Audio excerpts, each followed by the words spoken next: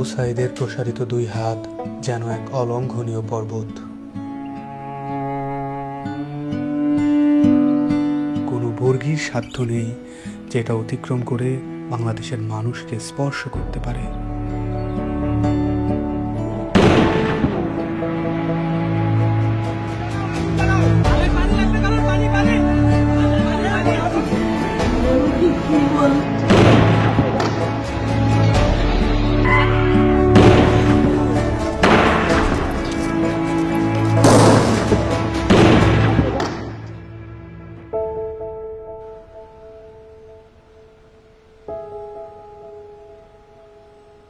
জুলাইয়ের পর থেকে বাবা প্রতিদিনই রাস্তার আশেপাশে হাঁটাহাঁটি করেন।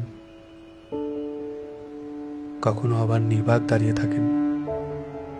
উনি সামনের দিকে তাকিয়ে থাকেন, কিন্তু আসলে কোনো দিকেই তাকান না।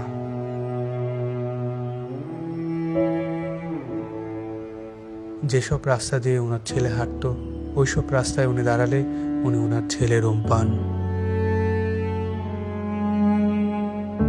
আমার ছেলে মৃত্যু অবস্থায় যখন দাফন দিতে নিয়ে যাবে, এর আগে যখন দেখছি যে হাসতেছে, সে হাসতেছে, হাসি মুখ অবস্থা। ইভেন্টের কাজ করতো, শুধু বাপের কিভাবে একটু সাহায্য করে। কোনো আজে বাজে আড্ডাতে ছিল না। ওই সারাদিন শুধু কলেজ থেকে আসা, ও একটুখানি বিকেল বেলা একটু বন্ধু বান্ধব নিয়ে ক্রিকেট খেলতো, ক্রিকেটের পাগল।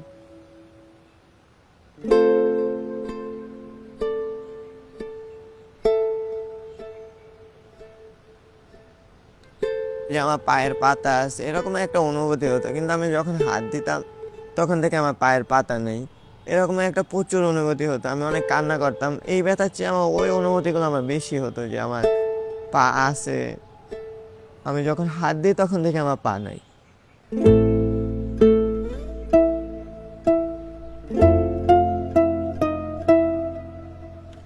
এই হসপিটালে আমি অল্প কিছুদিন হলো আসলাম। পা দিয়ে নতুনভাবে হাঁটা শিখতে আসছি। মানে ছোটকালে যেভাবে হাঁটা শিখেছে মা, ওই রকমের এখানেও হাঁটা শিখাচ্ছে আর কি।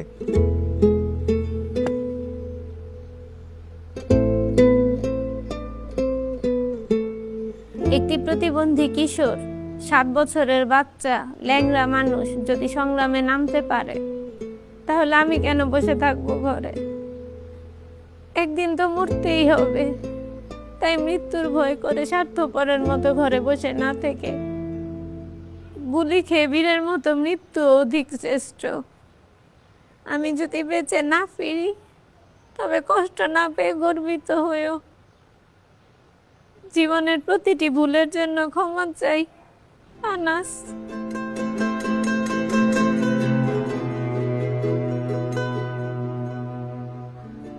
আমার সন্তানের বুকে গুলি লাগছে, আর ছিদ্রটা হয়েছে আমার কলিজায়। আল্লাহ পাক যতদিন আমাকে হায়াত দিছে, আমি এই হাহাকার নিয়ে বেঁচে থাকবো।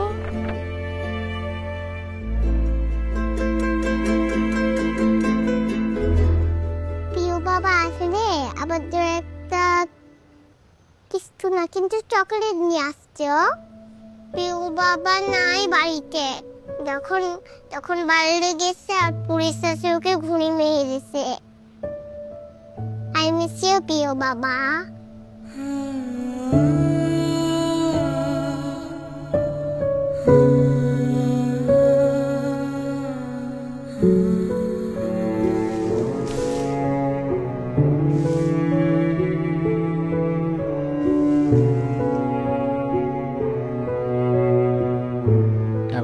চেম্বারের মধ্যে বক্তব্য দিছিল যে আমরা কোনো সরকার বিরোধী আন্দোলন নয়, আমরা নিজের অধিকার আদায়ের জন্য।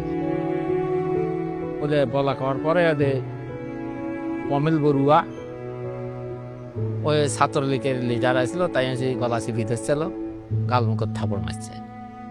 এখন ওই জন্যই ওর জেদ ধরে শহীদ হলো কি এখন ওটার ব্যাখ্যাটা আর আমি জানি না।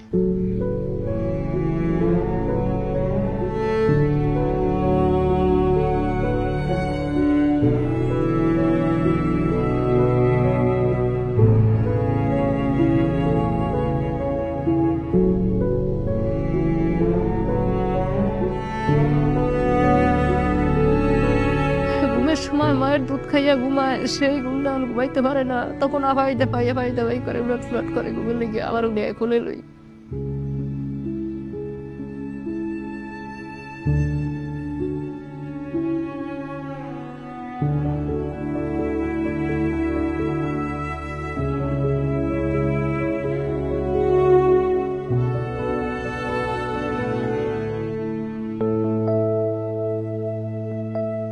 এখানে এসে যখন দেখি যে এখানে সবসময় ভাইয়া পড়াশোনা করতো, এই বিছানাতে থাকতো, এখন যখন দেখি ও নাই তখন একটা শূন্যতা কাজ করে মনের মধ্যে।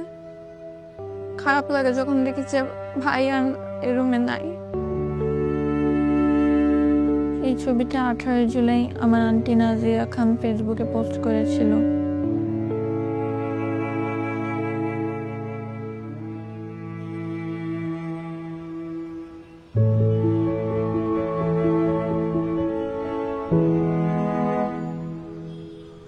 আজ কতদিন আমার ছেলে আমার মা কয়, আমার মাও কয় না, আমার বুক হয় না, কয় না আমার বাপ বেড়ে দে। আমার সন্তানটা যারা যেভাবে মারছে আল্লাহ তাদের বিচার করুক। আমি সরকারের কাছেও বিচার চাই, জনগণের কাছেও বিচার চাই। আমার সন্তানটা মারছে, হাজার হাজার মায়ের বুক খালি করছে, যে খালি করছে তারও বিচার করুক আল্লাহ। কতটা তুমি হারালে বন্ধু, কেঁদেছে অন্তর, জানো না তুমি হারাবার ব্যথা, জানে পলাশির প্রান্ত। হারিয়ে গেছে যেখানে মায়ের সোনার নলুকখানি, দোলা ভরা ক্ষেতের ফসল, সাজানো ফুলদানি। এ হারানোর বেদনা তুমি রেখো অন্তরে, দেখবে তোমার দুঃখ লুকাবে পলাশির প্রান্তরে। বাংলাদেশের বুকের ওপর চেপে বসা 36 দিনের এই ভারই আমরা নিতে পারছি না। একবার ভাবি চলেন 16 বছরে কত বড় ভার হয়ে এটা আমাদের বুকের ওপর বসেছিল। এই ভারই আমাদের শক্তি দিক সংস্কার করে নতুন বাংলাদেশ গড়ার।